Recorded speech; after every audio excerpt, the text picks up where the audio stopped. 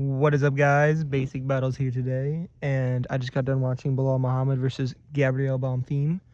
Bonfim puts on a 5-round masterclass against the former champ, and he's now more than likely going to be in the top 5.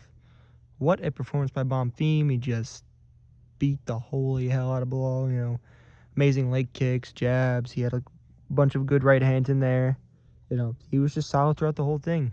1 or 2 shots from Bilal that hurt him a little bit, but nothing much. A couple body kicks, he got hit in the head a couple times with the head kick, but he blocked all of it pretty well. He moved well. He had good pace and pressure. He just looked fantastic. And now he's a top 5. But the question is, what can he do in this top 5 of the welterweight division? This murderer's row.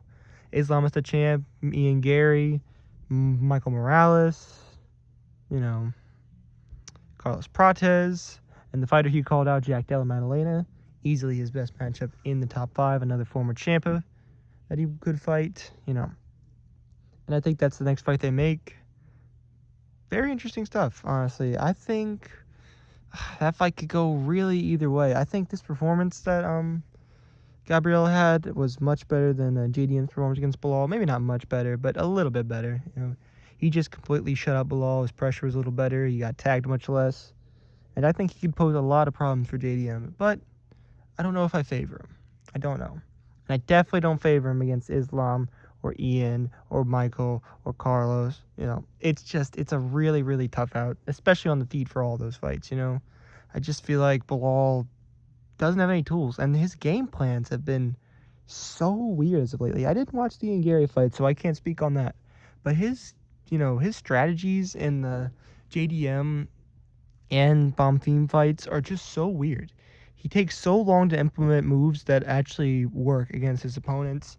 Wrestling against JDM, he takes forever to shoot. He doesn't hardly shot against Bonfim, and I get it. He's not the greatest wrestler in the world, but I feel like some of his offensive wrestling could help him.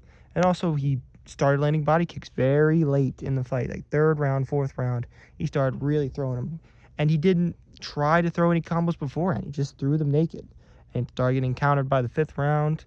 And the fact that he didn't throw combos before or tried to throw punches before to land the body kicks, he has a combo for the head kick. He tries to throw the head kick 1,000 times, but he throws the body kick naked nearly every time. And it's just a weird strategy. Also, he's always going backwards because he doesn't have the power to really put a pace on Bonfim to really scare him with punches. So Bonfim just gets back right in his face. Doesn't have the size or presence to keep him at bay. It was a bad matchup for Bilal.